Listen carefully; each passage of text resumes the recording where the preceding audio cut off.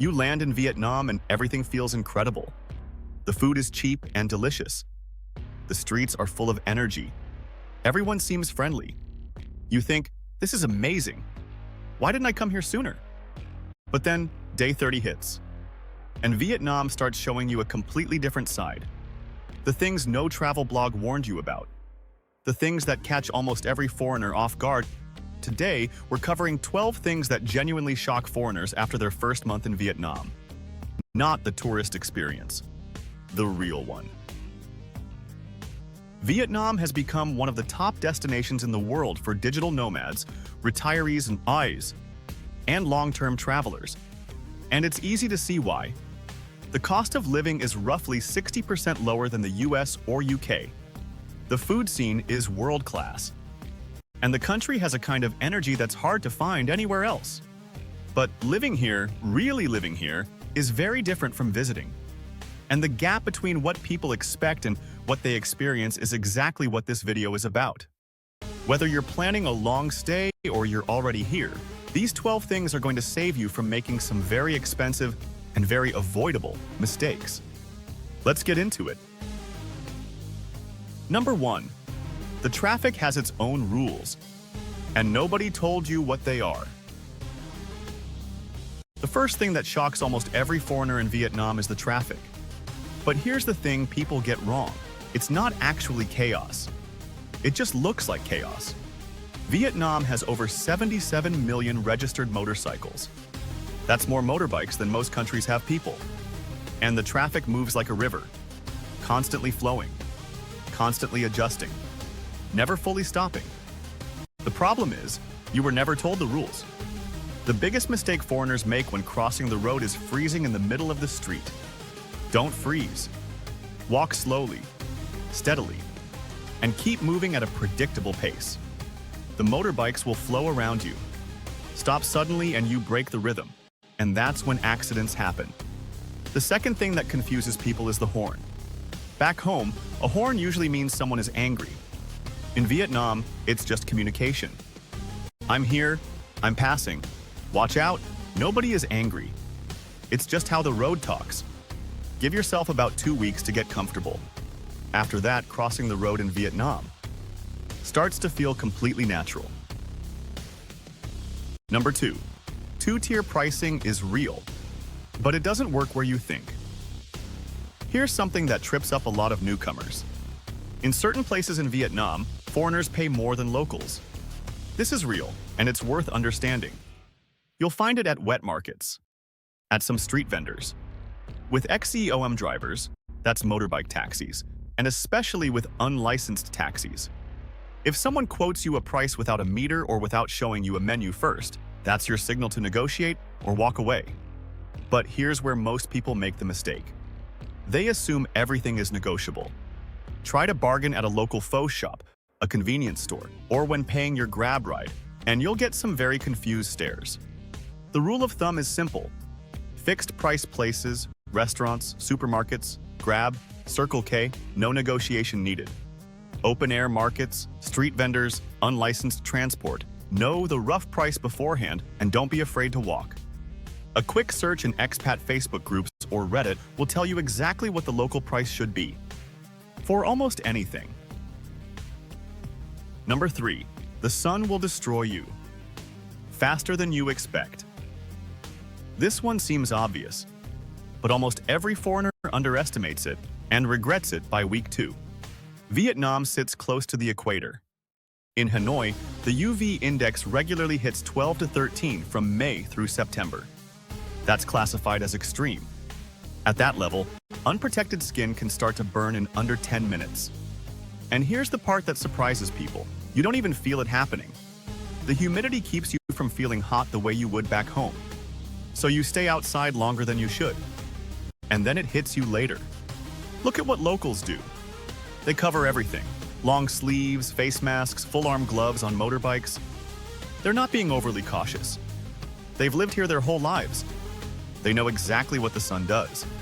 Practical tip: avoid being outside between 11 a.m. and 3 p.m. during peak months. Wear SPF 50. Reapply every 2 hours. And get yourself a good hat.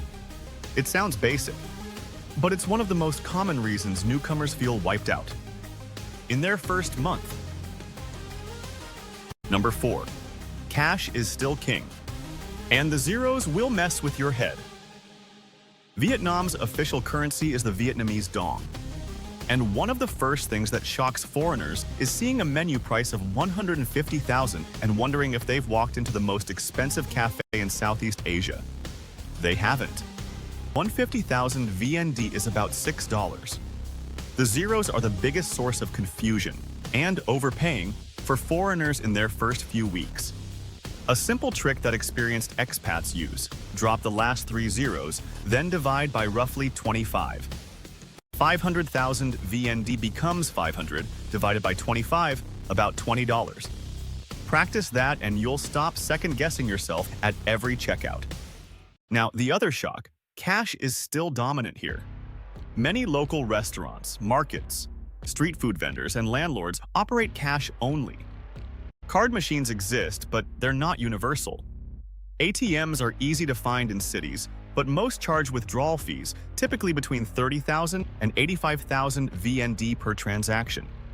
Cards like Wise or Charles Schwab reimburse international ATM fees and are hugely popular in the expat community for exactly this reason. Always carry some cash. Always. Number 5. Renting an apartment is a minefield. If you don't know the rules, this is one of the most important things in this video. Pay close attention. Vietnam does not have the same tenant protection laws that most Western countries have. There is no government agency you can call if your landlord refuses to return your deposit. There is no housing court you can easily access as a foreigner. Your options are limited. And some landlords know this. Common scenarios that catch foreigners off guard: paying 2 or 3 months deposit upfront with no written contract. Moving in to find that the apartment looks nothing like the photos. Getting utility bills that are 2 or 3 times the government rate because the landlord is using an unofficial meter. And most commonly, trying to get your deposit back when you leave, only to be told that you scratched the floor, or damaged the AC, or broke something you've never even touched. How do you protect yourself? Never pay a deposit before seeing the apartment in person. Always insist on a bilingual contract, English and Vietnamese. Photograph every room in detail on the day you move in. Ask for previous utility bills before signing anything. And never, ever pay large amounts of cash with no receipt. A proper rental contract and a trustworthy agent will save you far more money than they cost. Number 6, yes doesn't always mean yes. This one takes a while to understand, but once you do, a lot of confusing situations suddenly make sense. Vietnamese communication culture is built on the concept of saving face. Saying no directly, especially to a stranger or a customer, can feel impolite. So instead, you might hear maybe, or I'll check, or simply yes when the real answer is I don't know, or that's not possible. Foreigners often interpret this as dishonesty. It's not. It's a different communication style, one that prioritizes harmony over directness. What this means practically: if a landlord says yes, the hot water works fine, and you're not sure, test it yourself before signing. If a vendor says yes, this can be ready tomorrow, confirm again that morning. Don't take ambiguous answers as confirmed. Follow up, double check, and verify in person where it matters. This isn't a criticism of Vietnamese culture. It's just a different set of social rules, and once you understand them, navigating daily life becomes much easier. Number 7. The food is completely different, depending on where you are. Here's something that surprises a lot of first-time long-stay visitors. Vietnamese food is not one thing. It's 3 completely different cuisines depending on which part of the country you're in. Northern Vietnam, Hanoi and surrounding areas, favors lighter broths, subtler flavors, and dishes like bún cha and pho with minimal garnishes. Central Vietnam, Hue in particular, is where the heat comes in. Bún bo Hue is rich, spicy, and nothing like the pho you had in Hanoi.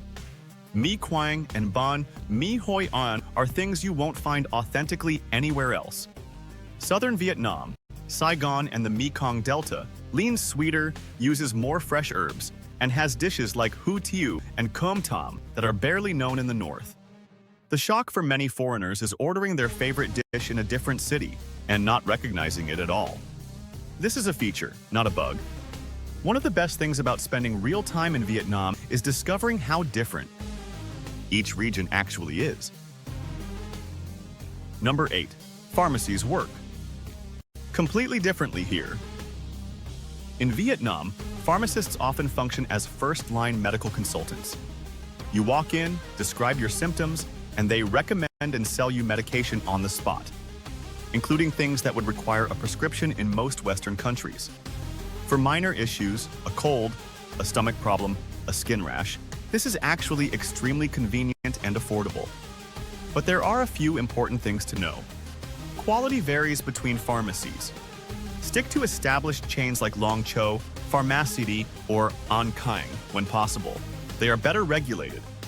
Always check expiry dates. It sounds obvious, but it's worth doing every time.